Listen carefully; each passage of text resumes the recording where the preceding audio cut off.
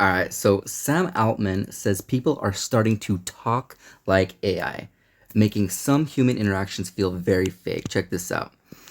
All right, so even CEOs of major AI companies are starting to admit the pitfalls and quirks of the technology.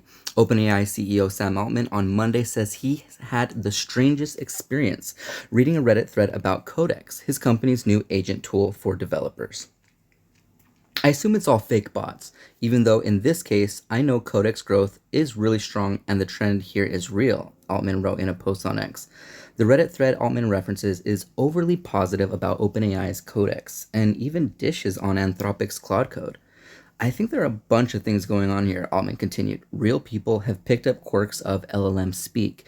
The extremely online crowd drifts together in very correlated ways. The hype cycle has a very it's so over, we're so back extremism, optimism pressure from social platforms on juicing engagement, and the related way that creator monetization works. Other companies have astroturfed us, so I'm extra sensitive to it, and a bunch more, including probably some bots. Um, Altman isn't the first person to unpack the fact that people are starting to talk more like AI bots in real life. Hiromu Yakura, a postdoctoral researcher at the Max Planck Institute for Human Development in Berlin, noticed differences in his own vocabulary about a year after ChatGPT debuted in late 2022. Yakura, along with other researchers at the time at the Max Planck Institute, analyzed millions of emails, probably using AI, essays, and other texts, along with hundreds of thousands of YouTube videos and podcast episodes, and found a surge of ChatGPT words like delve, examine, and explore in the 18 months following the AI tool's release. The patterns that are stored in AI technology seem to be transmitting back to the human mind. Study co-author Levin Brinkman, also at the Max Planck Institute for Human Development, told Scientific American.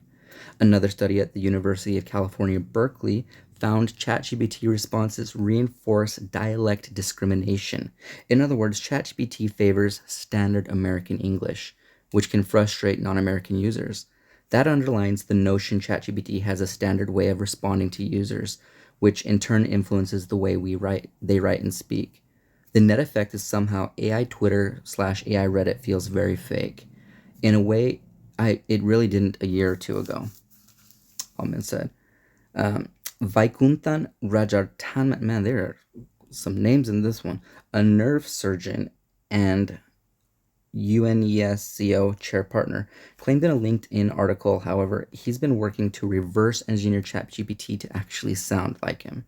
While he said some of the pros of ChatGPT include enriched vocabulary and grammar and added clarity and structure to communication, diminishing authenticity was a major pitfall, as well as loss of regional dialects and personal voice.